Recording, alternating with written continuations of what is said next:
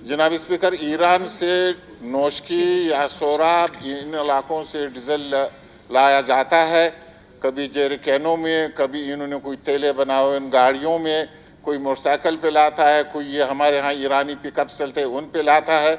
और इस डीज़ल के आने की वजह से तमाम एजेंसियाँ उनसे पैसे लेती है, फिर उनको वो डीज़ल छोड़ के क्वेटा और कराची और पशीन और मुख्तलिफ बलूचिस्तान के शहरों में जाते। तो इस हवाले से ये सिलसिला जो है काफ़ी अरसा दराज से शुरू है और इनकी लेन देन पे इस किस्म की कभी अनबन हो जाती है।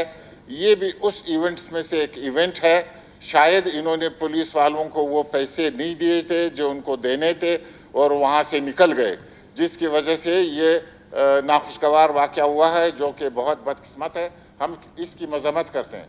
आपकी नोटिस में और जनाब वज़ीर साहब के नोटिस में लाना चाहता हूँ, या तो वंस फॉर ऑल ये डीजल बंद किया जाएगा, और ये आता है तो फिर उसको लोगों की इससे रोज़ी भी लगी हुई है, तो फिर उसमें इस किस्म की संजीदा और ख़तरनाक किस्म के एक्शन नहीं होने चाहिए, क्योंकि ये सब के इल्म में है, तमाम एजेंसीज के इल्म में है, चाहे किसी भी हवाले से कोई एजेंसी है और इसमें लेन देन होती है।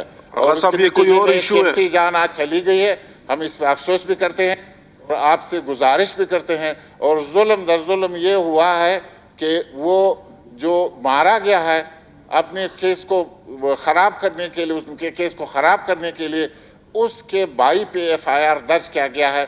ये काफ़ी ख़तरनाक बात है, इस तरह नहीं होना चाहिए, इसमें आपकी इंटरवेंशन चाहिए। बहुत शुक्रिया।